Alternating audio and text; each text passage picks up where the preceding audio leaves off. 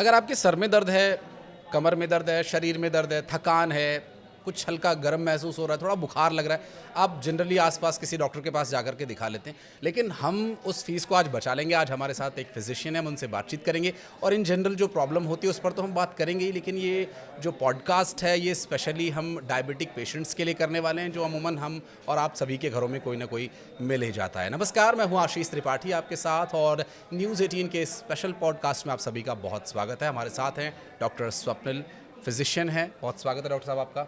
Thank you.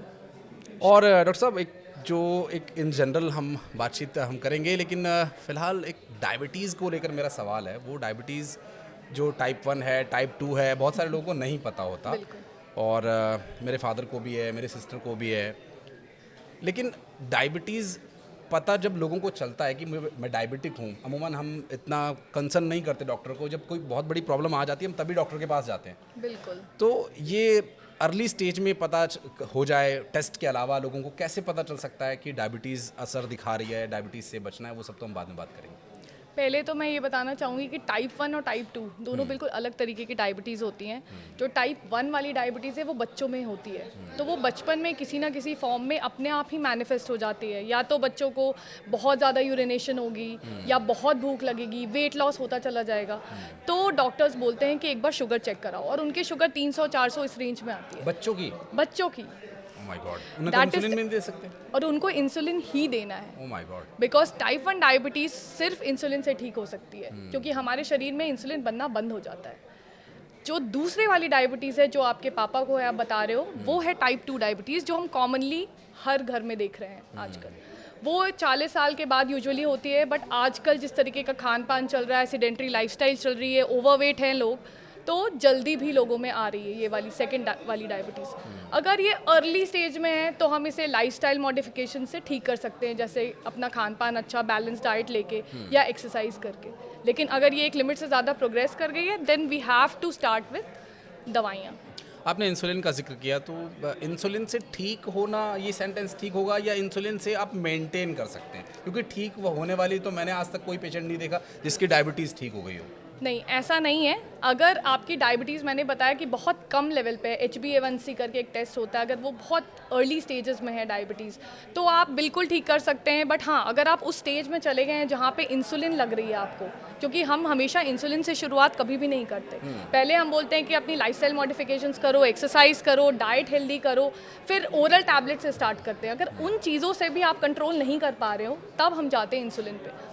तो उस stage में जाके डेफिनेटली मैं बोलूँगी कि मैनेज करना पड़ता है। हम ये नहीं सोच सकते कि बिल्कुल हम वापस से नॉर्मल नॉन डायबिटिक स्टेज में आ सकते हैं। हाँ, क्योंकि नॉन डायबिटिक जो होते हैं वो मिठाई खा लेते हैं, दिवाली अच्छे से मना लेते हैं, लेकिन डायबिटीज़ पेशेंट्स या तो शुगर फ्री मिठाई ढूंढते हैं, या फिर उनको जब भी वो फ्रिज के आसपास नज़र आते हैं तो घर वाले उनको टोक देते हैं कि नहीं नहीं, उधर नहीं जाना, आपको ये मिठाई नहीं खानी, या चावल नहीं खाना, फ्रूट्स नहीं खाने। तो ये सारी जो रिस्ट्रिक्शंस हैं, क्या ये कोई उसकी लिमिट करके अगर आप मिठाई खाएं तो थोड़ी मिठाई खाएं या थोड़े चावल खाएं या इस तरह की चीज़ें, क्या वो खा ऐसा सकते हैं, है? स्वाद ले बिल्कुल सकते हैं, बिल्कुल बंद करना पड़ता है? नहीं, ऐसा बिल्कुल भी नहीं है। अगर आपकी डायबिटीज़ वेल अंडर कंट्रोल है, जैसे मैंने बताया कि ब्लड शुगर लेवल्स रेंज में है, इवन आपकी 1-2 दवाइयों के साथ भी, तो भी आप कभी कभार चीट कर सकते हैं, स्वीट्स ले सकते हैं, फेस्टिवल्स हैं, शादियां हैं, आप हिंदुस्तान में मना नहीं कर सकते उस चीज़ को।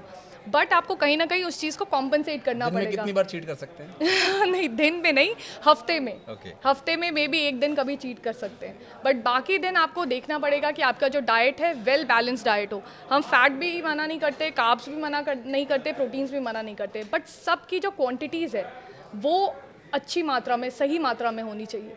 फैट कम होना चाहिए, प्रोटीन्स ज़्यादा होनी चाहिए। कार्ब्स में, जैसे फ्रूट्स आपने बोला, फ्रूट्स में बहुत अच्छा शुगर होता है, कॉम्प्लेक्स शुगर होता है, तो काफ़ी सारी फ्रूट्स हैं जो हम बिल्कुल भी मना नहीं करते डायबिटीज़ में। एप्पल खा सकते हैं, मना भी करते हैं? कुछ मना भी करते हैं, कुछ पहले वो बताइए जो खा सकते हैं। जो खा सकते हैं उसमें आपका एप्पल हो गया, फिर नाशपाती हो गई, अमरूद हो गया, फिर आप पपीता खा सकते हैं, और इसके अलावा जो हाई ग्लाइसीमिक इंडेक्स वाले फ्रूट्स हैं उनको हम मना करते हैं, जैसे आम, लीची, केला, इनको मना करते हैं। नारंगी, मौसमी बिल्कुल खा सकते हैं। ये सब विटामिन सी रिच होता है, इनका शुगर इजीली ब्रेक डाउन हो जाता है बॉडी में, तो ये फ्रूट्स हम अलाउ करते हैं डायबिटीज़ में खाने के लिए। अब मेरे फादर का जिक्र हुआ है क्योंकि उन्हें भी टाइप 2 डायबिटीज़ है, तो वो अब कभी जैसे कुछ चाय थोड़ा सा शुगर डाल लेते हैं, कभी शुगर फ्री ख़त्म हो गई तो अच्छा कोई नहीं थोड़ी चीनी डाल दे, आधा चम्मच डाल दे, पर इससे फीकी अच्छी नहीं लग रही, इस तरह की बात बोल के ना वो इमोशनल वो करके वो ले लेते हैं। तो वहाँ पे फिर घर में थोड़ी सी टेंशन हो जाती है, मम्मी बोलती है कि नहीं यार ऐसा मत करो, तुम डायबिटीज़ है प्रॉब्लम होगी बाद में। वो कहते हैं नहीं नहीं मैं तो 2-3 किलोमीटर वॉक करता हूँ। ये एक्सरसाइज, ये वॉक करना, क्या फिर उनको थोड़ी सी लिबर्टी दे सकते हैं हम? बिल्कुल, बिकॉज़ हमारा आइडिया ये है कि हमारी कैलोरीज लूज़ करनी है बॉडी से। तो अगर आपको लग रहा है कि आपने बहुत कुछ गड़बड़ खा लिया है या कुछ ज़्यादा मीठा खा लिया है, अच्छे से एक्सरसाइज करो, एक्सटेंसिव एक्सरसाइज कर लो, तो काफ़ी हद तक आपके शुगर लेवल्स कंट्रोल हो जाएंगे। और जैसा कि मैंने बताया कि चीट डेज अलाउड हैं, बट लिमिट में, हर चीज़ लिमिट में। अगर शुगर आपका बहुत ज़्यादा आपको क्रेविंग हो रही है तो उसका सब्स्टिट्यूट आप ले लो, शुगर फ्री हो गया, बहुत सारी चीज़ें, स्टेविया आती है, वो मीठी भी होती हैं, उनसे कैलोरीज भी ज़्यादा राइज नहीं करती, तो वो लिया जा सकता है। गुड़ लिया जा सकता है, गुड़ आयरन में भी रिच होता है, तो आप गुड़ ले सकते हैं। शुगर से definitely it's a better alternative. तो ऐसा नहीं है कि 100% रिस्ट्रिक्शंस हैं, बट हर चीज़ को लिमिट में करना है, मॉडरेशन में करना है। अब चूंकि ये होता क्या है कई बार, जैसे एक मिडिल क्लास फैमिली में डाइट मेंटेन करना is a very big task. कि अब जो एक पर्सन है घर में, देखिए एक पर्सन है वो खाना बनाएगा, अब वो सबके लिए अलग अलग खाना तो नहीं बना सकता, अगर उसके पास टाइम कम है या वो भी वर्किंग है। तो होता क्या है कि आजकल सभी ज़्यादातर वर्किंग होते हैं।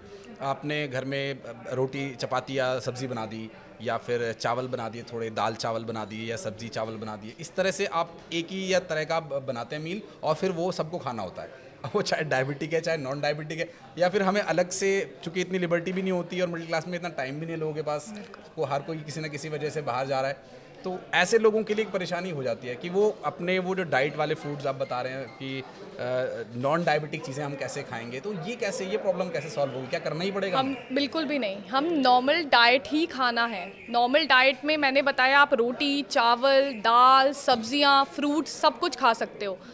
मैं अपने पेशेंट्स को यही बताती हूँ कि अपना पोर्शन साइज़ कम कर दीजिए। अगर आप 4 रोटी खा रहे हैं तो 3 पे आ जाइए, ओके।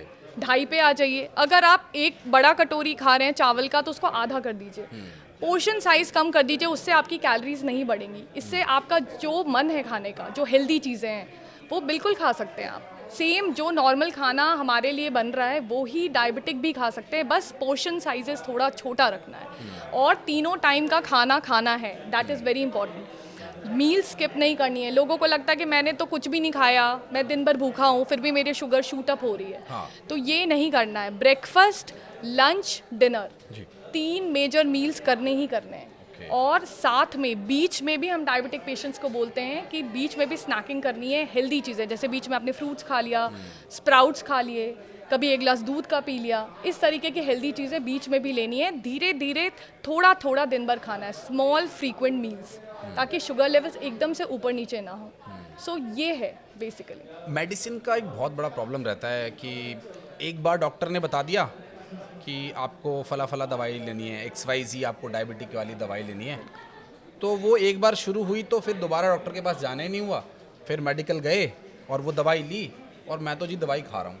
तो क्या ये टाइम के हिसाब से, जिसको 20 साल से शुगर है, जिसको 15 साल से शुगर है, वो सेम टैबलेट वो सन 47 से वो खाता ही चला आ रहा है? बिल्कुल। ये ऐसे लोगों के लिए क्या कहेंगे फिर आप? ये बहुत अच्छा इशू आपने रेज किया है। यहाँ पे पेशेंट्स आते हैं, वो बोलते हैं हमारी 1 साल की दवाई लिख दो, which is not possible, because sugar में monitoring is very very important, और उसके लिए आपको हमेशा अपने डॉक्टर के पास विजिट करना है। तो एटलीस्ट 3 मंथ्स में HbA1c लेवल्स करा के डॉक्टर को दिखाना ही दिखाना है, क्योंकि अगर आपकी डायबिटीज़ अच्छी कंट्रोल्ड है तो हम दवाइयाँ कम करेंगे, अगर नहीं कंट्रोल्ड है तो हमें दवाइयाँ बढ़ानी है।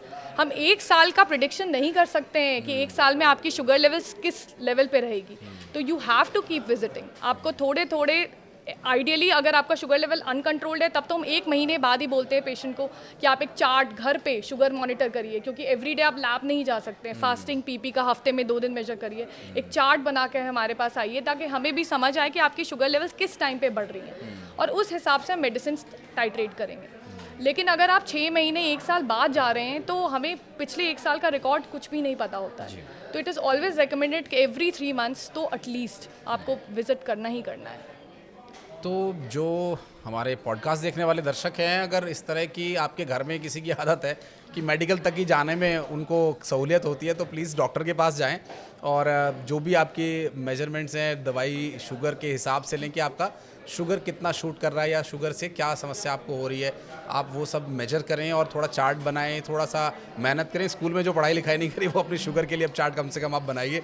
अब बच्चों का जैसे होमवर्क करते हैं ऐसे छोटा सा चार्ट अपना भी बना लीजिए तो अच्छा रहेगा। लेकिन डॉक्टर साहब एक चीज़ और कॉमन मैं देखता हूँ कि जो लोग शुगर पेशेंट्स हैं वो शादियों में जाते हैं या किसी अपने रिलेटिव के यहाँ जाते हैं, वो कटा हुआ फील करते हैं कि नहीं नहीं जी चाय रहने दो, नहीं नहीं जी कोल्ड ड्रिंक रहने दो, नहीं नहीं मैं ये अपना घर से लेकर आया हूँ। बड़ा ऑकवर्ड फील होता है। ये सब चीज़ें क्या नॉर्मल हो सकता है ये वही मैंने कहा कि डिपेंड करता है कि आपकी डायबिटीज़ का लेवल क्या है। बट शादी रोज़ नहीं होगी। हाँ। हफ्ते में मैंने बताया एक दिन चीट डे, महीने में या 6 महीने में कोई एक शादी पे आप अटेंड कर रहे हो तो मे बी 2 दिन आप 3 दिन थोड़ा सा आप स्प्लर्ज कर सकते हैं। लेकिन रेगुलर बेसिस पे अगर पूछा जाए तो थोड़ा सा डिसिप्लिन मेंटेन करना है। खाने में वही चीज़ें खानी है जो आपके घर में बन रही है, बस अपना पोर्शन साइज कम रखना है। और डायबिटीज़ पेशेंट को स्वप्निल जी मैंने देखा भी है, मेरी बड़ी सिस्टर के हाथ में कुछ इंजरी हो गई थी, तो वो इंजरी हुए लगभग 1 महीना हो चुका है। डॉक्टर्स उस पर ट्रीटमेंट कर रहे हैं, उसकी ड्रेसिंग कर देते हैं, फिर वो ठीक होने में बहुत टाइम लग रहा है। 1 महीना हो गया, बहुत पेनफुल है वो। जबकि तो इसके लिए क्या मतलब शुगर मेंटेन करने के लिए इंसुलिन दे दें कुछ दिन, फिर जब वो चोट ठीक हो जाए फिर बंद कर दें, ऐसा कुछ कर सकते हैं? बिल्कुल बिल्कुल ऐसा कर सकते हैं। जब भी शरीर में किसी भी तरीके का इन्फेक्शन होता है, या तो घाव हो गया, कभी चेस्ट इन्फेक्शन हो गया, पेट का इन्फेक्शन हो गया, किसी भी तरीके का इन्फेक्शन, तो शुगर लेवल्स बहुत ज़्यादा शूटअप हो जाती हैं। और जब शुगर लेवल शूटअप हो जाती हैं तो ये जो घाव है ये भरने में टाइम और ज़्यादा लगता है। डिलेड वूंड हीलिंग ये काम डायबिटीज़ करती है हमेशा। तो हमें क्या करना है, उस टाइम पे शुगर्स को स्ट्रिक्ट कंट्रोल करना है। अगर गोलियों से कंट्रोल नहीं हो रही है तो कुछ दिन हम इंसुलिन से कंट्रोल कर सकते हैं। बाद में एक बार आपकी लेवल्स कंट्रोल हो गई, आपका घाव भर गया है, तो आप फिजिशियन के पास जाएं। हम कोशिश करेंगे कि उसको वापस से कन्वर्ट कर दें टैबलेट्स की तरफ, और फिर लाइफस्टाइल मॉडिफिकेशन साथ में ऐड करके उसको बिल्कुल ऑप्टिमम लेवल पे लाया जा क्लियर सकता है। करना पड़ेगा, कोशिश करेंगे और हो जाएगा हमें तो बहुत अगर फर्क है। कोशिश पेशेंट की तरफ से रहेगी तो डॉक्टर की तरफ से डबल कोशिश रहेगी। डेफिनेटली और चूंकि मैं बात घर में ही मेरे पेशेंट्स हैं तो मैं एग्जांपल घर के ही दे देता हूँ। मेरे फादर को जब कभी ऐसी छोटी मोटी इंजरी होती है तो वो बहुत जल्दी रिकवर हो जाता है। तो ये इसका क्या मतलब है, वो शुगर लेवल मेंटेन कर रहे हैं या उनका बॉडी टाइप इस तरह का है कि घाव जल्दी भर जाते हैं बट शुगर मेंटेन नहीं हो पाती है? ये क्या इस हाँ, वो हर पेशेंट टू पेशेंट डिपेंड करता है। कई बार आपका शुगर लेवल बहुत हाई है तब भी घाव जल्दी भर सकते हैं। हाँ। ऐसा ज़रूरी नहीं है। बट शुगर लेवल्स का पता तभी चलेगा जब आप शुगर को नापेंगे। सबसे ज़्यादा इम्पोर्टेंट वही है कि तो आप अपने ये पापा को बात मैं बोलिए। आपको रोक रहा हूँ बीच में। ये बात सारे जो पॉडकास्ट देखने वाले हमारे जितने भी दर्शक हैं, जितने भी शुभचिंतक अपने घर वालों परिवार वालों के बारे में सोचने वाले हैं, प्लीज़ मेजर शुगर ज़रूर मेंटेन करिए। बहुत अच्छे ग्लूकोमीटर्स मार्केट में अवेलेबल है, बहुत सस्ते हैं, बहुत महंगे भी नहीं है। बिल्कुल बिल्कुल, ग्लूकोमीटर्स तो मस्ट है। जब भी डायबिटीज़ आपको पता लगती है, even pre diabetes for that matter, जो डायबिटीज़ से पहले वाली स्टेज होती है, वो काफ़ी लोगों को नहीं पता है इस बारे में। जब बॉर्डर पे शुगर आना शुरू हो जाती है, हम तभी रेकमेंड करते हैं कि एक ग्लूकोमीटर आप खरीद लो। महीने में एक बार आप फास्टिंग और पीपी नाश्ते के 2 घंटे बाद का शुगर मेजर करो, ताकि आपको खुद पता रहे कि मैं अभी कहाँ पे हूँ, मुझे और कितनी मेहनत करनी है ताकि मैं वापस से डायबिटीज़ की तरफ ना जाऊँ। So it is a very easy procedure. बच्चे भी कर लेते हैं। ग्लूकोमीटर है, छोटा सा वो आता है, आपका लैंडसेट आता है। It's very easy to do. हल्का सा पिंच कीजिए, थोड़ा सा ब्लड आएगा, उसको स्टेप पे लगाइए और उसमें बिल्कुल मेंटेन आएगा। सही बोला? आपको भी करना चाहिए क्योंकि आपकी फैमिली हिस्ट्री स्ट्रांग है। तो मैं बोलने वाली थी कि आप मेरा मिठाई खाना बंद हो जाएगा। नहीं बंद होगा। मैं इसी पे आ जाता हूँ फिर। अब यही सवाल बिल्कुल अगला बंद मेरा नहीं ये होगा। रहेगा। मुझे बहुत ज़्यादा स्ट्रिक्ट किया जाता है क्योंकि मेरे को बहुत अच्छा लगता है मीठा खाना, और अभी चूँकि फेस्टिवल सीज़न चल ही रहा है, फ्रिज में कुछ ना कुछ ऐसा होता ही है कि एक बार अगर खुला तो थोड़ा सा कोशिश होती है कि कम खाओ, लेकिन कुछ ना कुछ ऐसा निकल आता है कि खा लेते हैं। तो क्या बहुत सारे लोगों का मिथ है ये, या मेरा भी मिथ है? अगर ये मिथ है तो आप क्लियर कीजिएगा। क्या ज़्यादा मीठा खाने से शुगर होने का खतरा होता है या शुगर के और कोई वजह या रीजंस होते हैं? सिर्फ मीठा खाने से शुगर नहीं होता है। लोगों को लगता है, जब डायबिटीज़ पता लगता है तो पेशेंट्स आते हैं हमारे पास, वो बोलते हैं मैं तो बिल्कुल मीठा नहीं खाता बट फिर भी मुझे डायबिटीज़ हो गया। So there are lot of factors, बहुत सारी चीज़ें। अगर आपकी फैमिली हिस्ट्री है, जैसे आपने बताया आपकी बहन को और फादर को है, आपके चांसेस हैं डायबिटीज़ होने के। इवन इफ आपका डाइट बहुत अच्छा है तो भी आपको स्क्रीनिंग करवानी चाहिए। दूसरा, सिडेंट्री लाइफस्टाइल। आजकल जिस तरीके का एनवायरनमेंट है, अगर आपका वर्कआउट फिजिकल एक्टिविटी कम है, अगर आप ओवरवेट हैं, फीमेल्स में एक कंडीशन होती है पॉलीसिस्टिक ओवेरियन डिजीज बहुत कॉमन है, अगर ये सब चीज़ें हैं, या प्रेगनेंसी में किसी फीमेल को डायबिटीज़, जो बोला ओवर क्या, अभी बताऊंगी मैं आपको। ओके अगर प्रेगनेंसी में डायबिटीज़ हुई, ये सब चीज़ें प्री डिस्पोज करती हैं कि आपको चांसेस हैं कि डायबिटीज़ हो जाएगा। तो अगर आपको इनमें से कोई भी चीज़ें लग रही हैं कि आपके साथ एप्लीकेबल हैं, तो पहले ही हम स्क्रीन करवा लेंगे। Fasting, PP, HbA1c, 3 simple test है, ब्लड टेस्ट, वो करवाएंगे और उससे हमें पता लग जाएगा कि वेयर डू वी स्टैंड। अगर हम बीच में बॉर्डर लाइन पे हैं तो वी विल टेक मेजर्स, हम फिजिकल एक्टिविटी बढ़ा देंगे, थोड़ा सा मैंने बताया पोर्शन साइजेस कम कर देंगे, हमारा डायबिटीज़ प्रोग्रेस नहीं करेगा। और जो अभी आपने प्रेगनेंसी की बात करी, जो लेडीज़ है, जो माताएं बहनें हमारी प्रेगनेंसी हैं, कंसीव किया अभी हाल फिलहाल में, तो उन्हें भी शुगर बराबर मेजर करना चाहिए, जांचना चाहिए? बराबर तो नहीं ज़रूरत पड़ती है, जो हाँ नहीं, सेकेंड ट्राइमेस्टर में एक टाइम आता है जब हम शुगर का टेस्ट उनका करवाते हैं। कौन से मंथ्स के बीच की बात? सेकेंड ट्राइमेस्टर, 3 to 6 मंथ्स के बीच में, बेसिकली अराउंड 6th मंथ ही होता है मोस्टली। तो उस टाइम पे हम टेस्ट करवाते हैं और उस टाइम पे, बट प्रेगनेंसी में डायबिटीज़ के जो कट ऑफ्स हैं वो और भी ज़्यादा स्ट्रिक्ट हैं, तो उस टाइम पे चेक करवाते हैं और अगर हमें लगता है कि वो डायबिटिक हैं, क्योंकि वो बेबी को भी नुकसान कर सकता है, तो फिर हम स्टार्ट करते हैं उनका ट्रीटमेंट। और उसमें एक ही टैबलेट है जो दी जाती है, उसके बाद इंसुलिन ही देनी पड़ती है। बट आफ्टर प्रेगनेंसी जब डिलीवरी हो जाती है तो मोस्टली ये डायबिटीज़ जो है रिवर्ट हो जाती है। बट फिर भी जिनको इस तरीके की डायबिटीज़ डिटेक्ट हुई है प्रेगनेंसी में, चांसेस होते हैं कि इवन आफ्टर डिलीवरी उनको कुछ 5 साल या 10 साल बाद फिर से डायबिटीज़ प्रोग्रेस हो जाए। तो थोड़े थोड़े साल पे या every 3 months to 6 months test कराते रहना चाहिए। एक शुगर में एक टर्म होता है, मुझे उसका वर्ड एग्जैक्ट क्या प्रोनाउंस करते हैं मुझे नहीं मालूम, लेकिन हमारे एक रिलेटिव हैं, उनको शुगर लो होने की प्रॉब्लम है। Yes. और मेरे फादर बोलते हैं यार तेरे को तो बहुत अच्छी बीमारी है, तो मीठा खा सकता है। तो ये क्या प्रॉब्लम है? ये बहुत ही सीरियस प्रॉब्लम है। ओके। ये बहुत ज़्यादा हाई शुगर से भी ज़्यादा सीरियस प्रॉब्लम है, इसको हाइपोग्लाइसीमिया बोलते हैं। ओके। तो अगर आपको डायबिटीज़ है, आप कुछ सेट ऑफ मेडिसिन खा रहे हैं या इंसुलिन पे हैं, तो हाइपोग्लाइसीमिया होने के चांसेस भी होते हैं। हाइपोग्लाइसीमिया का मतलब है कि शुगर लेस देन 70। हाँ, बट पेशेंट्स को हम थोड़ा सा हायर साइड ही बताते हैं कि लेस देन 80 भी अगर आ रहा है तो वो डेंजरस है, विच इज़ वेरी लो। उसमें आपको घबराहट, पसीने, थरथराहट होने लग जाएगी, भूख लगने लग जाएगी, आपको समझ आ जाएगा कि बॉडी को ग्लूकोज चाहिए। इस तरीके के सिम्टम्स अगर आपको हो रहे हैं तो तुरंत आपको जाना है अपने डॉक्टर के पास और उनको बताना है, दवाइयों को कम करना है। और ये मोस्टली तब होता है जब आपके खाने का पैटर्न एक जैसा नहीं रहता है। आपने अभी बहुत हैवी खा लिया, फिर आपने लंच स्किप कर दिया और आपकी जो मेडिसिन हैं वो आपने खा ली और आपने खाना नहीं खाया, तो शुगर एकदम सडनली ड्रॉप हो जाती है। ये बहुत ही ज़्यादा डेंजरस कंडीशन है। अगर ये 50 से नीचे हो जाती है तो लोग बेहोश हो जाते हैं, कोमा में चले जाते हैं, इस तरीके की कंडीशन है। ये तो बहुत तो हमेशा एक इम्पॉर्टेंट टिप कि जितने डायबिटिक पेशेंट्स हैं उनको मैं हमेशा बोलती हूँ कि एक जूस का डब्बा या चॉकलेट का स्लैब हमेशा अपने पास कैरी करें, ताकि कभी भी आप बाहर घूम रहे हैं, आपको लग रहा है कि आपको इस तरीके से घबराहट या स्वेटिंग हो रही है, तो आप तुरंत वो ले लें और आपके शुगर लेवल्स नॉर्मल हो जाएंगे।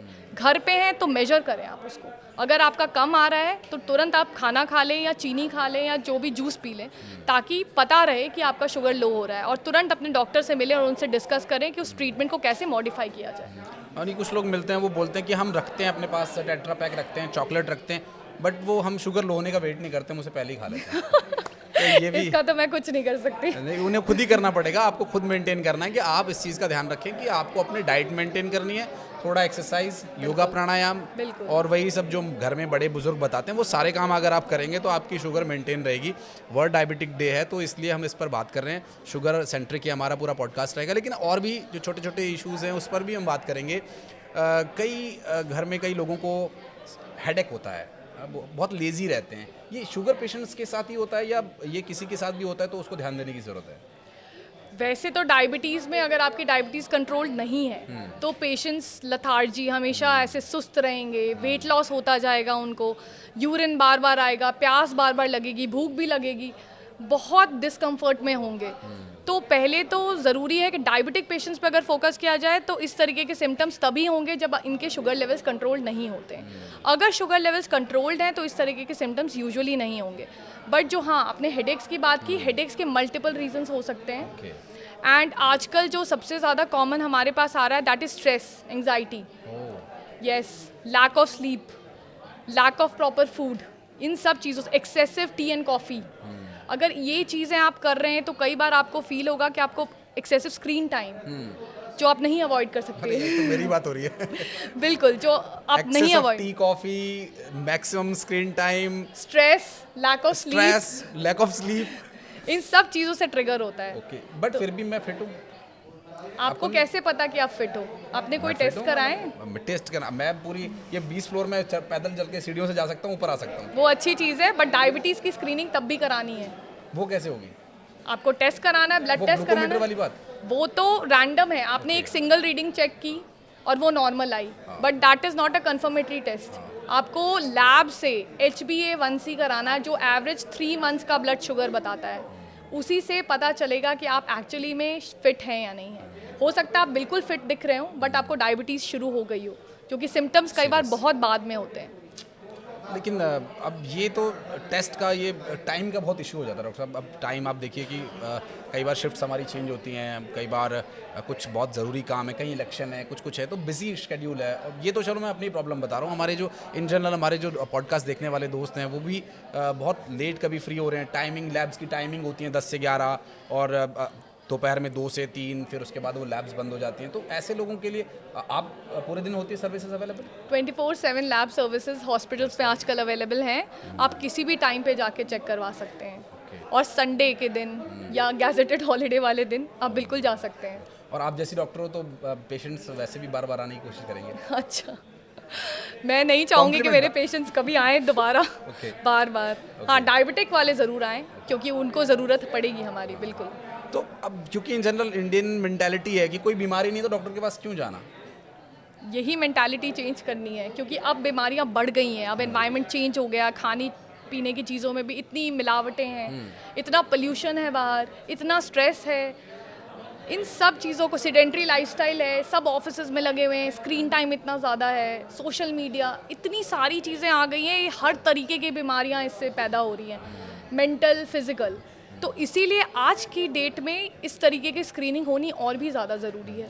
बहुत सारे लोग डॉक्टर साहब ये भी बोलते हैं कि ये तो डॉक्टर्स के तरीके होते हैं कि वो अपने पेशेंट्स को बुलाएं, उनकी इनकम बढ़, ये जो एक कोट है ये लोगों का कि ये तो डॉक्टर्स के डराने के तरीके होते हैं। ऐसे लोगों के लिए आप क्या कहना चाहेंगी? ऐसे लोगों को मैं यही कहना चाहूँगी कि ये बहुत बड़ा मिसकंसेप्शन है। हमारा काम है आप लोगों को स्वस्थ रखना, हेल्दी रखना। अगर आपके टेस्ट नॉर्मल हैं, आपको कोई सिम्टम नहीं है, तो हम आपको क्यों बार बार बुलाएंगे?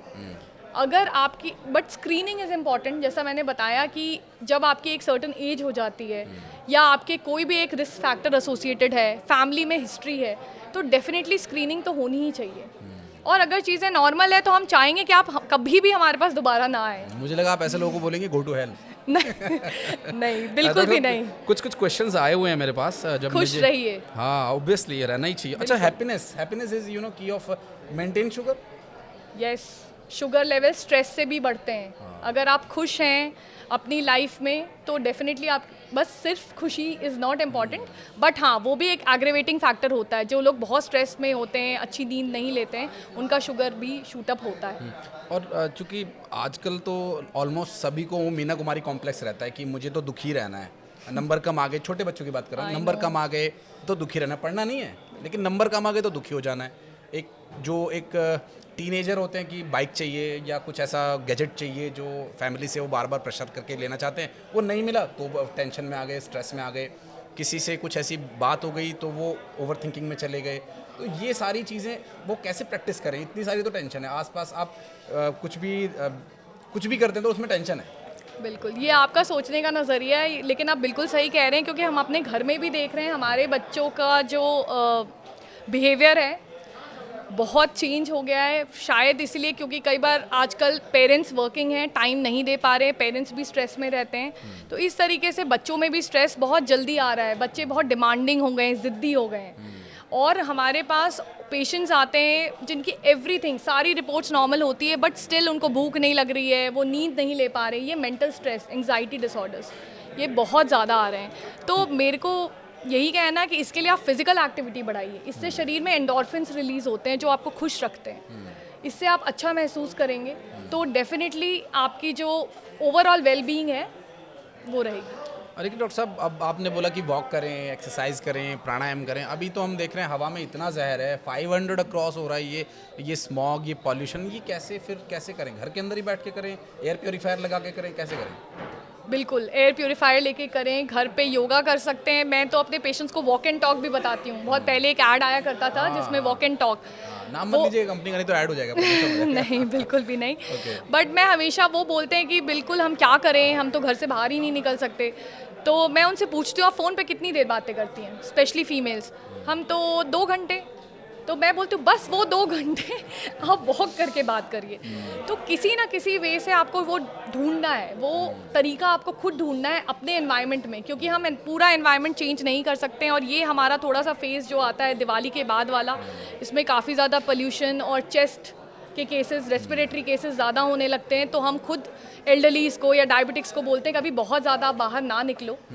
बट ये फेज़ जब चला जाएगा, आपका एयर क्वालिटी इंडेक्स इंप्रूव हो जाता है, वेदर थोड़ा अच्छा हो जाता है, तो आप बाहर सैर करें, नेचुरल एनवायरनमेंट का भी मज़ा लें। डॉक्टर साहब, हम ना जब स्कूल में पढ़ते होते थे तो शायद आपने भी वो बुक्स पढ़े होंगे जिसमें पूरा पाषाण काल ऐसे ऐसे ना एरा आते थे अलग अलग, और फिर एक स्टोन एरा आया, इस तरह की चीज़ें। तो ये एक नया एरा जुड़ गया इसमें, ये है पोल्यूशन। पोल्यूशन पे भी मैं आऊँगा। एक है प्रो कोरोना और एक है पोस्ट कोरोना एरा। ये कोरोना के पहले के डायबिटीज़ पेशेंट्स और कोरोना के बाद वाले डायबिटीज़ पेशेंट्स और ऐसे डायबिटीज़ पेशेंट्स जिन्हें कोरोना हो चुका था, क्या उसमें भी आप देख रहे हैं कुछ चेंजेस आए हैं? आपने कुछ केस स्टडी किया हो? बिल्कुल बिल्कुल। कोविड में क्या हुआ कि जिनको भी रेस्पिरेटरी लंग्स में, जिनको निमोनिया हो गया, सीवियर निमोनिया हो गया, सांस की दिक्कत बहुत ज़्यादा हो गई, उन लोगों को हमें काफ़ी मात्रा में स्टेरॉइड्स देने पड़े। स्टेरॉइड्स की वजह से डायबिटीज़ हो जाता है, दैट इज़ सेकेंडरी डायबिटीज़। तो इसलिए कोविड के बाद जो हम केसेस देख रहे हैं, जो बिल्कुल प्री डायबिटिक थे, बॉर्डर पे थे, या इवन नॉन डायबिटिक थे, उनको भी डायबिटीज़ हो गई है। बट वो एक लाइफ सेविंग मेजर था उस टाइम पे जो किया गया था, और थैंकफुली अब कोविड उस तरीके का नहीं आ रहा है। तो अब जो हो गया सो हो गया। बट आगे जिनको डायबिटीज़ हो गई है उनको भी यही समझाया है, क्योंकि बहुत ज़्यादा लेवल पे उनका नहीं पहुंचा है, कि अभी लाइफस्टाइल मॉडिफिकेशन से भी कंट्रोल किया जा सकता है। तो जैसा कि सैम पित्रोदा जी ने भी कहा था कि हुआ तो हुआ, अब हो गया तो कोई बात नहीं, थोड़ा आगे बढ़ते हैं और बातचीत को आगे बढ़ाते हैं और कुछ क्वेश्चंस ले लेते हैं कि इंसुलिन क्या डायबिटीज़ का बेटर ट्रीटमेंट है या सिर्फ एक ऑप्शन है? डिपेंड्स। जैसे टाइप 1 डायबिटीज़ में तो सिर्फ एक ही ट्रीटमेंट है, वो है इंसुलिन, जो बच्चों में होता है, आपको बताया मैंने। जो टाइप 2 डायबिटीज़ हैं, उनके डायबिटीज़ का लेवल देख के हम डिसाइड करते हैं। पहला ऑप्शन होता है लाइफस्टाइल मॉडिफिकेशन, खाने पीने पे परहेज़ और फिजिकल एक्टिविटी। अगर वो थोड़ा सा शुरू हुआ है, तो थोड़ा और आगे प्रोग्रेस्ड है, तो हम ओरल टैबलेट से कोशिश करते हैं। बहुत अच्छी टैबलेट्स हैं मार्केट में, 3-4 तरीके की टैबलेट्स हैं जिनको हम ऐड करते हैं। साथ में लाइफस्टाइल मॉडिफिकेशंस भी करनी है। ऐसा नहीं है कि आपने दवाइयाँ ले ली तो आपको खाना कुछ भी खा सकते हैं, एक्सरसाइज बिल्कुल नहीं करनी है। तीनों चीज़ों को मिला के करते हैं। अगर उसके बाद भी आपका डिजीज़ इस लेवल पे पहुंच चुका है, देन वी से कि अब हमें इंसुलिन पे ही स्विच ओवर करना पड़ेगा। क्योंकि अगर ये डायबिटीज़ प्रोग्रेस कर गया तो ये मल्टीपल ऑर्गन्स को इन्वॉल्व कर लेता है। हार्ट अटैक के चांसेस बढ़ जाते हैं, ब्रेन स्ट्रोक के चांसेस बढ़ जाते हैं, आँखों के पर्दों को डैमेज कर देता है, ये नसों को डैमेज कर देता है, डायबिटिक न्यूरोपैथी बोलते हैं।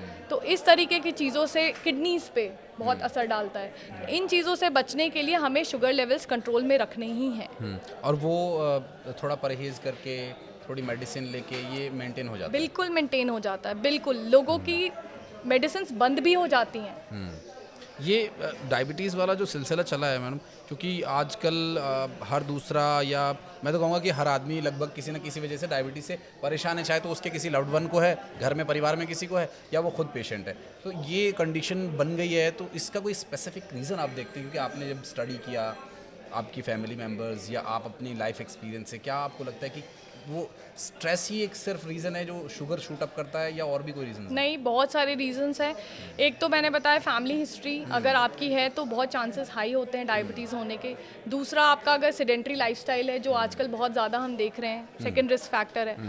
तीसरा आपका रिस्क फैक्टर है कि अगर आप ओवरवेट हैं, ओबीस हैं, चौथा आपके खाने पीने का पैटर्न, अगर आप बहुत ज़्यादा हाई शुगर इनटेक कर रहे हैं तो डेफिनेटली आपका वेट बढ़ेगा एंड इवेंचुअली वो डायबिटीज़ की तरफ प्रोग्रेस कर सकता है। ये सब चीज़ें हैं। अगर आपको बीपी या हार्ट की बीमारी है तो भी वो काफ़ी हद तक कई बार डायबिटीज़ एसोसिएट हो जाता है उन चीज़ों के साथ। अगर ये फैक्टर्स हैं तो हमें डेफिनेटली डायबिटीज़ के लिए स्क्रीन करना चाहिए। डॉक्टर साहब, मैं चूँकि ऐसे ना छोटे छोटे टॉक्स अपने जो लव्ड वंस हैं, हमारे जो फ्रेंड्स हैं, उनसे बात करता रहता हूँ। अपने ऑफिस में भी मैं सबसे ऐसे बातचीत करता रहता हूँ हेल्थ इश्यूज़ को लेकर के, क्योंकि मेरा मानना है कि अगर आप फिट रहेंगे तो आप सब कुछ कर सकते हैं। बिल्कुल, ये हेल्थ इज़ वेल्थ। ये जो शरीर है, इसको आप इसको रिप्लेस नहीं कर सकते किसी चीज़ से, जो नेचुरली आपको मिला हुआ है।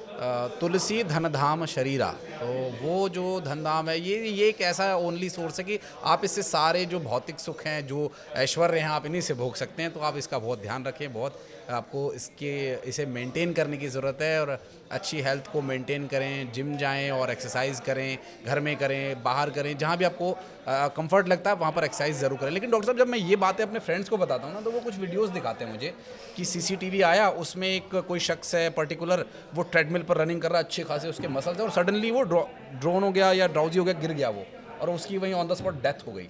तो ऐसे लोगों के लिए क्या कहेंगे कि वो कहते हैं कि जिम जाने वाला भी मर रहा है और पराठे खा के और मिठाई खा के खाने वाला भी मर रहा है, तो मिठाई खा के मारा जाए, ऑप्शन अच्छा कौन सा है?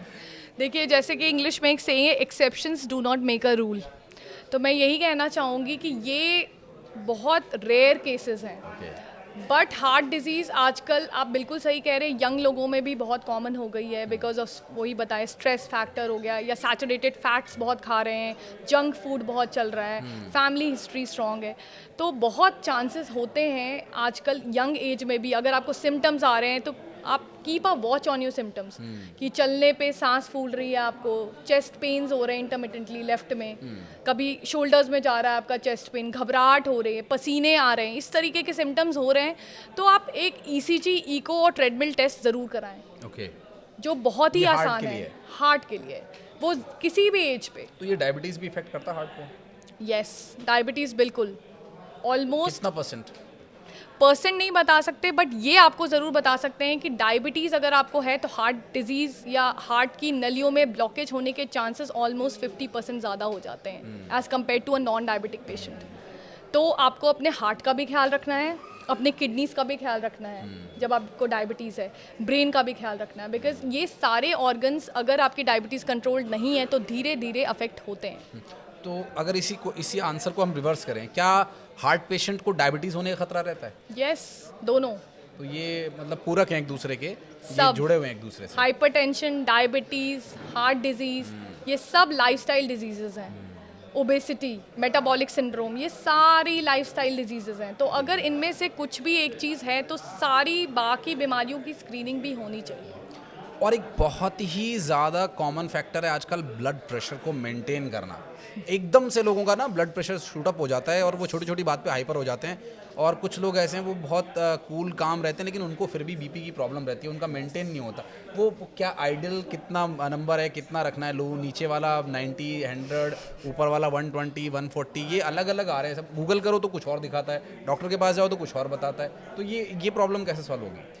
इस प्रॉब्लम को सॉल्व करने के लिए जो स्टैंडर्ड अब रिकमेंडेशंस आई हैं, जो गाइडलाइंस हैं, स्टैंडर्ड गाइडलाइंस 140/90 का कट ऑफ दिया गया है। थोड़ी लिबर्टी दे दी है।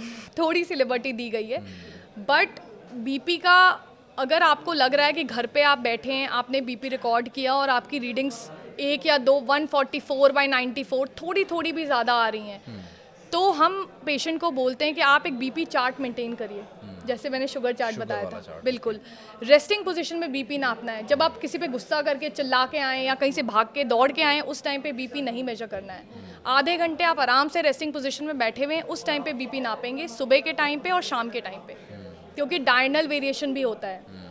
आप सुबह और शाम का चार्ट बना के 5 डेज़ का या 7 डेज़ का आएँ, अगर 3 रीडिंग्स हमें मिलती है कि क्लियरली आपकी कट ऑफ वैल्यू से ज़्यादा है, प्लस सिम्टम्स भी कई बार होते हैं, हेडेक्स होंगे, अगर इस तरीके की चीज़ें हो रही हैं तो हम बीपी की दवाइयाँ शुरू कर देते हैं। और सबसे बड़ी प्रॉब्लम कि जब हम बीपी की दवाइयाँ दे देते हैं और बीपी कंट्रोल में हो जाता है, पेशेंट्स उसको छोड़ देते हैं, वो कहते हैं अब तो मेरा बीपी बिल्कुल नॉर्मल आ रहा है। तो ये नहीं करना है, क्योंकि हो सकता है दवाइयाँ छोड़ने के बाद भी उनका इफ़ेक्ट हफ्ता 10 दिन तक भी रहता है कुछ दवाइयों का। अगर आपने छोड़ दिया वो हफ्ता 10 दिन तक मेंटेन रहेगा और फिर एकदम से शूट अप होगा, जिससे आपको ब्रेन में हेमरेज होने का खतरा, रेटिनल हेमरेज होने का खतरा रहता है।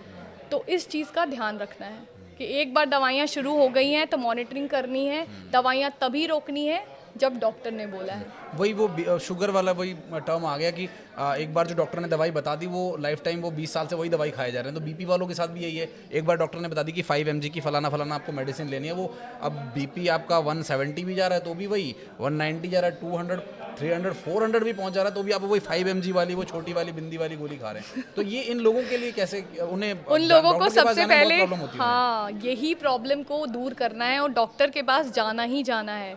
जो कट ऑफ है अगर उससे ज़्यादा आ रहा है, सपोजिंग हो सकता है कि 3-4 साल आपका बीपी एक दवाई पे कंट्रोल रहे, बट 5वें साल से वो एक दवाई पे कंट्रोल नहीं है, आपको डॉक्टर को विजिट करना है और दवाइयाँ चेंज करवानी है। ये नहीं सोचना है कि मुझे आजीवन यही दवाई खानी है। You have to make a regular visit. तो बीपी वालों के लिए भी खाने पीने का कोई परहेज है या वो हाँ। मीठा खा सकते हैं? मीठा तो वैसे ही दुश्मन है क्योंकि वेट गेन तो करवाता ही करवाता है, बट बीपी वालों को भी बोलते हैं सॉल्ट, नमक थोड़ा सा रिस्ट्रिक्ट करें, थोड़ा कम खाएं। जो एक्स्ट्रा सोर्सेज ऑफ सॉल्ट हैं जैसे पिकल्स हो गए, अचार हो गया, सॉसेज हो गए, या सलाद पे जो ऊपर से आप नमक छिड़कते हैं उसको आप अवॉइड करें। नॉर्मल नमक हमारे शरीर के लिए ज़रूरी है, जितना कि आप सब्जी में डाल रहे हैं उतना खाना है। मैं क्वेश्चन का पूछता हूँ, आपने पूरा कर लिया? हाँ ठीक।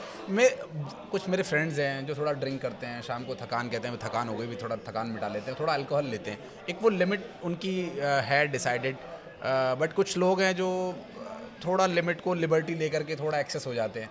वो जो ड्रिंकिंग नहीं छूट रही उनकी हैबिट, ठीक है पहले कोशिश करें कि ना पिएं, अगर आप पीते हैं तो छोड़ दें, और अगर नहीं छोड़ पा रहे हैं तो क्या करें? बेसिकली अल्कोहल कंजम्पशन से भी दोनों चीज़ों का रिस्क बढ़ता है। एक तो अल्कोहल जो है कैलोरीज बहुत होती हैं उसमें, प्लस जो हमारे पैंक्रियाज को अफेक्ट करती है, जहाँ से हमारा हार्मोन इंसुलिन बनता है जो कि हमारे डायबिटीज़ में नहीं बनता है, तो वो बेसिकली पैंक्रियाज को अफेक्ट करने लग जाता है अल्कोहल, और धीरे धीरे जो इंसुलिन है वो बनना कम हो जाता है और शुगर लेवल्स बढ़ने लग जाती हैं। दूसरा, अल्कोहल से बीपी भी कई बार शूट अप होता है। सो ये दो चीज़ें बहुत ध्यान में रखनी है, अल्कोहल कंजम्पशन बहुत लिमिटेड रखनी है। स्मोकिंग की जहाँ तक बात करेंगे, स्मोकिंग के साथ भी यही है, इंसुलिन रेजिस्टेंस को वो बढ़ा देता है बॉडी में, डायबिटीज़ होने के चांसेस बढ़ जाते हैं, जो आपकी हार्ट की नलियाँ हैं वो ब्लॉक होने लग जाती हैं, उनके चांसेस बढ़ जाते हैं, उससे बीपी भी होने लग जाता है। हार्ट की नली ब्लॉक होती है तो प्रेशर हाई होने लगता है। ये सारी चीज़ें इंटर रिलेटेड हैं, तो इस तरीके की चीज़ों का सेवन बिल्कुल ही बंद कर दें, और अगर आप नहीं बंद कर पा रहे हैं देन प्रॉपर एक साइकाइट्रिस्ट से मिलें, दवाइयों का सहारा लें, लेकिन जितनी कम से कम ये चीज़ें करेंगे उतना ज़्यादा बचेंगे इन बीमारियों से। और कुछ एक इंटरनेट चल रहा है तो लोग कुछ एक वीडियोस भी देखते रहते हैं, रील्स भी देखते हैं, तो कई बार रील्स में कट्स होते हैं। रील्स में क्या होता है कि आपको पूरी बात नहीं सुनने को मिलेगी, आपको बस सिर्फ वो वाला पोर्शन जिसमें कोई एक्सपर्ट को एग्जाम्पल दे रहा है, तो वो एग्जाम्पल की रील वायरल कर देंगे। अब जो ड्रिंकर्स हैं वो जो सपोर्ट करते हैं, जो ज़्यादा चाहते हैं कि भाई पार्टीज़ होती रहें, छोटी छोटी बड़ी बड़ी, और फिर लार्ज से फिर एक्स्ट्रा लार्ज तक पैक बनते रहें। वो एक मैं देखता हूँ, मेरे को एक फ्रेंड ने वो रील भेजी हुई थी, उसमें कोई एस्ट्रोलॉजर थी, वो ये बोल रही थी कि मदिरा सेवन से आपका शुक्र मजबूत होता है, मतलब कि आपको लाइफस्टाइल है ना, वो जो लेविश लाइफस्टाइल है वो आपको मदिरा सेवन से मिल सकता है, तो ये आपको यहाँ पर फ़ायदा भी कर सकता है, तो नुकसान भी कर रहा है लेकिन फ़ायदा भी कर सकता है। तो ऐसे एक्सक्यूज़ दे करके जो लोग ड्रिंक करते हैं उनके लिए, क्योंकि लीवर पे, लंग्स पे, सभी चीज़ों पे ये फ़र्क करता है। बिल्कुल बिल्कुल, मैं ऐसे लोगों को यही कहना चाहूँगी कि शुक्र भी मजबूत तभी होगा जब आप ये चीज़ें बहुत लिमिटेड क्वांटिटी में करेंगे, नहीं तो अगर हेल्थ गया तो शुक्र भी कुछ नहीं कर पाएगा। हमने बोला हेल्थ इज़ वेल्थ, जान है तो जहान है, फिर तो यमराज ही आएगा फिर सीधा। और डॉक्टर साहब, कुछ एक छोटी छोटी जनरल जो प्रॉब्लम हर घर में ये होती है, बच्चे बूढ़े बुजुर्ग जो भी हों, वो लाइफस्टाइल को मेंटेन नहीं कर पाते क्योंकि उनकी शिफ्ट्स चेंज होती हैं, कभी अर्ली मॉर्निंग जाना है, कभी उन्हें थोड़ा लेट जाना है, तो वो लिबर्टी ले लेते हैं, देर तक सोते रहते हैं। बच्चों को कभी जैसे छुट्टियां चल रही हैं तो वो बिल्कुल एकदम कोई उनका रूटीन ही नहीं होता, सारे रूटीन्स को वो एकदम साइड में कर देते हैं। तो एक जनरल लाइफ में, जैसे कि आपने भी अपने स्टूडेंट लाइफ में या अभी फैमिली के साथ, वो एक क्या चीज़ है जिसको हम मेंटेन करते रहें तो रूटीन बना रहेगा, चाहे शिफ्ट चेंज हो या ना हो? कुछ एक चीज़ें ऐसी जो कि बेसिक चीज़ें हैं जिनका हमें ध्यान रखना चाहिए। बेसिक चीज़ें हो सकता है टाइम थोड़ा ऊपर नीचे हो भी जाए, बट 7 से 8 घंटे की नींद बहुत ज़रूरी है। जिस भी टाइम पे आपकी जिस भी शिफ्ट में आप चल रहे हैं उसमें कम से कम कोशिश करिए कि 7 से 8 घंटे की नींद लें। अपना जो मील्स हैं उनको स्किप ना करें, स्ट्रेस फ्री रहें जितना पॉसिबल हो, थोड़ा सा टाइम एक्सरसाइज के लिए निकालें। बेसिकली इन 4 चीज़ों से ही आपका everything gets covered. Weight lose करने के लिए बहुत सारे लोग शॉर्टकट्स अपनाते हैं कि आप इंटरमिटेंट फास्टिंग करो, 16 घंटे, 32 घंटे, 36 घंटे फास्टिंग करो। तो कई लोग एकदम सुबह उठते हैं और उन्हें एकदम फिट होने का कीड़ा काटता है और वो फिर एकदम से 36 घंटे का फास्ट रख लेते हैं, फिर वो बॉडी पे बैड इफेक्ट जाता है। जो नॉर्मल हैं, यंग हैं, जिनके अंदर बहुत सारे रिजर्व्स हैं, वो शायद ये चीज़ें कर लें तो टॉलरेट कर भी सकती है अगर मैं बॉडी। करूँ तो चलेगा? मुझे आपका डायबिटीज स्टेटस अभी तक नहीं पता है। मैं फिर आता हूँ मैम, बहुत जल्दी आता हूँ। बिल्कुल, तो अगर डायबिटिक पेशेंट ऐसा करेगा तो फिर तो वही हाइपोग्लाइसीमिया हो जाएगा। तो मोस्टली एक एज के बाद तो बिल्कुल ही मना करते हैं। जब आपको शुगर है, बीपी है, हार्ट की परेशानियाँ, इतनी सारी मेडिसिन आप ले रहे हैं, तो इस तरीके की इंटरमिटेंट फास्टिंग हम बिल्कुल भी रेकमेंड नहीं करते हैं एक सर्टेन एज के बाद। बट अगर आप यंग हैं, आजकल बहुत सारी चीज़ें चल रही है, बट फिर भी मेरा यही आई विल रादर एडवोकेट कि आप छोटी छोटी meals through out the day low, exercise ज़्यादा करो, कैलोरीज को कट डाउन करो rather than intermittent fasting. That is always a better option और डॉक्टर साहब and a BP doable and maintainable option. क्योंकि इंटरमिटेंट फास्टिंग आप 1 या 2 बार कर लेंगे, तीसरी बार तो आप बोलेंगे नहीं हो पाएगा, जाने दो, छोड़ो, छोड़ थोड़ा दो, मोटे ही ठीक है। मोटे ही ठीक है। हाँ। तो बेटर है ऐसी चीज़ करो जो आप लाइफ लॉन्ग परस्यू करो।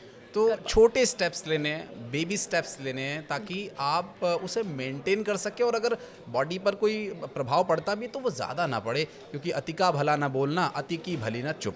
तो एक अति ना करें किसी भी बात की, उसको आप मेंटेन करके चलें। इसलिए हम भी ज़्यादा एक्सेस नहीं करेंगे इस पॉडकास्ट को, अति ना करें, ताकि लोग इसे पेज को छोड़ के या फिर दूसरी वीडियोस देखने ना चले जाएं। इसलिए ये इंटरेस्टिंग बातचीत को हम यहीं सम अप करेंगे। लेकिन एक छोटा सा एक जनरल क्वेश्चन जो ज़्यादातर लोगों का रहता है कि हेल्दी लाइफस्टाइल जीने के लिए क्या कोई एक परफेक्ट एनवायरनमेंट चाहिए, कुछ इक्विपमेंट्स चाहिए, वो हाथ में अब आने वाली स्मार्ट वॉच जो हमारे हार्ट बीट को मेजर करेगी, ट्रेडमिल होना चाहिए, जिम जाना ज़रूरी है। ये जो कॉमन एक थिंकिंग बन गई है, क्योंकि अभी जैसे जो बच्चे यंग घर में हमारे हैं तो उनको कभी बोला जाता है फिट रहने के लिए, तो बोले जिम तो ज्वाइन करने के लिए आप पैसे नहीं दे रहे हो, आप वो प्रोटीन के लिए पैसे नहीं दे रहे हो, बॉडी कैसे बनेगी, मुझे दवाइयाँ लेनी है, मुझे बॉडी बनानी। तो जो जिम जाना चाहता है वो सीधा बॉडी बनाने के लिए दवाइयों के सहारे आ जाता है, या बहुत सारे उसको सोर्सेज चाहिए होते हैं। तो ऐसे कुछ तरीका बताइए जो फ्री में हो और सबके बजट में हो। बिल्कुल, एक तो आर्टिफिशियल चीज़ें आजकल जिम में बहुत मिल रही हैं, प्रोटीन सप्लीमेंट्स, स्टेरॉइड्स ले रहे हैं यंग लोग अपने मसल्स बनाने के लिए, वो बिल्कुल भी नहीं लेनी चाहिए। वो सिर्फ शॉर्ट टर्म गेन्स देख रहे हैं कि हाँ मेरी बहुत अच्छी मसल बन जाएगी, मैं बहुत हीरो जैसा बन जाऊंगा, बट लॉन्ग टर्म वो अंदर से खोखला कर रहा है शरीर को। तो उन चीज़ों से बचें। नेचुरल सोर्सेज ऑफ प्रोटीन लें, बिल्कुल। अगर आप नॉन वेजिटेरियन हैं तो आप एग्स ले सकते हैं, लीन प्रोटीन्स ले सकते हैं, दाल, राजमा, सोयाबीन, ये सब रिच सोर्सेज ऑफ प्रोटीन है। इन सब चीज़ों को खाएं। नेचुरल सोर्सेज अगर आप लेंगे तो आपका जो ओवरऑल बॉडी स्ट्रक्चर है वो भी अच्छा रहेगा, हेल्थ वाइज, रिपोर्ट वाइज भी सारी चीज़ें बिल्कुल परफेक्ट रहेंगी। दूसरी चीज़, एक्सरसाइज के लिए जिम ज्वाइन करने की कोई ज़रूरत नहीं है। मैंने बताया आप घर पे भी योगा कर सकते हैं, आप यूट्यूब पे देख के भी एक्सरसाइजेस कर सकते हैं, पार्क में वॉकिंग भी कर सकते हैं, जॉगिंग कर सकते हैं, स्विमिंग कर सकते हैं, आपको डांसिंग पसंद है आप डांस कर सकते हैं। Everything is a form of exercise. जिस भी चीज़ में आपको इंटरेस्ट है या रुचि बॉडी है, मूवमेंट होना चाहिए। बिल्कुल। आपके जो मसल्स हैं, जॉइंट्स हैं, उनकी मूवमेंट होनी चाहिए, आपका कैलोरी शेड होना चाहिए। Any form of exercise is beneficial for the body. Party में जाएं लेकिन अल्कोहल ना लें, स्मोकिंग ना करें, सिर्फ डांस करें। ये आपके हेल्दी लाइफस्टाइल का एक छोटा सा मंत्रा है मेरी तरफ से। और डॉक्टर साहब ने जो बातें बताई उनको बहुत अच्छे से फॉलो करें। डॉक्टर साहब थैंक यू सो मच, आप आए और बहुत सारे आपने क्वेरीज़ को इतने ईजीली, इतने अच्छे से बताया। और मुझे लग रहा है कि बहुत सारे पेशेंट्स आपके पास बढ़ने वाले हैं, और मेरे जैसे जो लोग जिन्हें डाउट है कि हो सकता है क्योंकि फैमिली हिस्ट्री है, तो वो भी आपके पास आएंगे। तो इसके लिए भी आप प्रिपेयर रहिएगा। बहुत बहुत धन्यवाद आपका आने के लिए। More than welcome. Thank you so much. तो धन्यवाद। आप भी कुछ कमेंट सेक्शन में अगर अपने क्वेश्चंस रख सकते हैं, और अगर आप चाहते हैं कि डॉक्टर साहब स्वप्निल जी हमारे साथ दोबारा पॉडकास्ट में आएँ, क्योंकि फिजिशियन है और बहुत सारी अभी और टॉपिक्स हैं, तो एक अलग टॉपिक पर, किसी टॉपिक पर अगर आप बातचीत करना चाहते हैं तो आप हमें कमेंट सेक्शन में बताएं कि आप किस मुद्दे पर अपने सवालों के जवाब चाहते हैं। हम डॉक्टर साहब को फिर बुलाएंगे, फिर बातचीत करेंगे। तब तक स्टे हेल्दी, स्टे फिट। आप सभी को बहुत बहुत शुभकामनाएं आपके हेल्दी रहने के लिए, और अपना ध्यान रखें, अपनों का ध्यान रखें। नमस्कार।